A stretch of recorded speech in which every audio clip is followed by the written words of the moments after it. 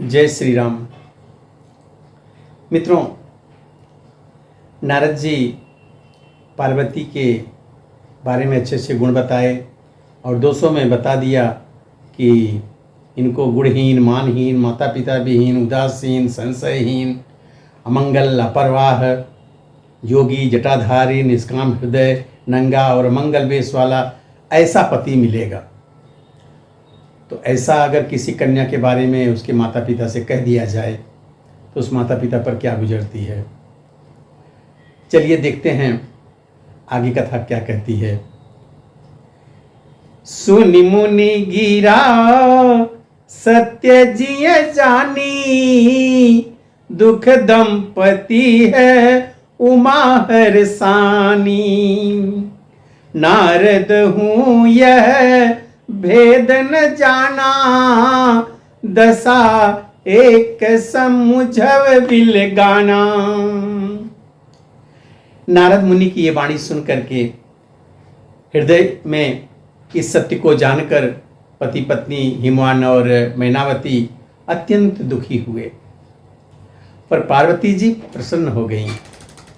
नारद जी ने भी इस रहस्य को नहीं समझ सके, क्योंकि बाहरी दशा सबकी एक जैसी होती है किंतु आंतरिक दशा अलग अलग होती है।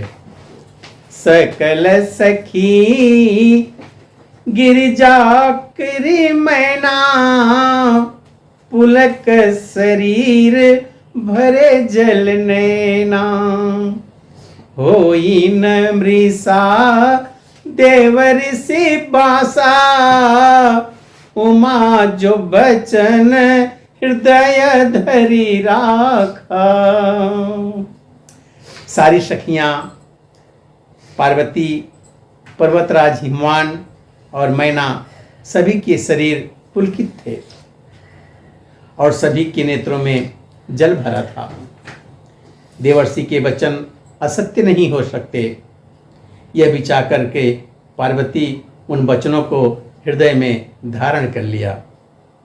उपजेऊ शिव पद कमल सनेहू, मिलन कठिन मन भासन देहू। जानी कुअवसरु प्रीति दुराई, सखी उछंग बैठी मुनि जाई। उन्हें शिव जी के चरण कमलों में स्नेह उत्पन्न हो गया, परंतु मन में यह संदेह हुआ कि उनका मिलना तो कठिन है। अवसर ठीक ना जानकर उमा ने अपने प्रेम को छिपा लिया और फिर वह सखी की गोद में जाकर के बैठ गईं। झूठी न होई देवर्षि वाणी, सोचहि दंपति सखी सयानी। उर्धरि धीर कहि गिरि राऊ, कहु नाथ का करिय उपायो। देवर्षि की वाणी झूठी ना होगी, यह विचार कर हिमवान, मैना और सारी चतुर सखियां चिंता करने लगीं। फिर हृदय में धीरज धर करके पर्वतराज ने कहा, हे नाथ, कहिए अब क्या उपाय किया जाए। कह मुनि सहिमवंत सुनु, जो विधि लिखा लीलार।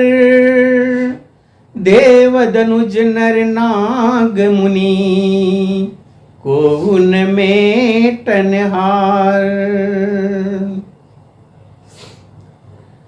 मुनीश्वर ने कहा, हे हिमवान, सुनो, विधाता ने ललाट पर जो कुछ भी लिख दिया है उसको देवता, दानव, मनुष्य, नाग और मुनि कोई भी नहीं मिटा सकता।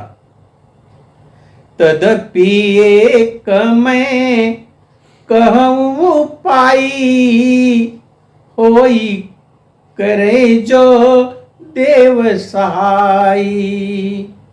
जस बरु मैं बरे नेऊ तुम पाही, मिली है तुम ही तस संशय नाई।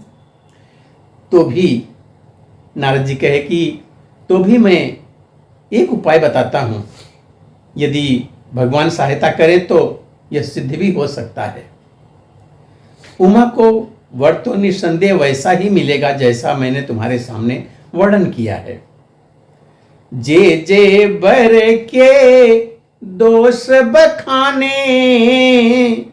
ते सब शिव पहि मैं अनुमाने। जो विवाह शंकर सन होई, दोषों गुण सम कह सब कोई। नारद जी कहे कि मैंने वर के जो जो दोष बताए थे वो सब मेरे अनुमान से शिव जी में तो हैं।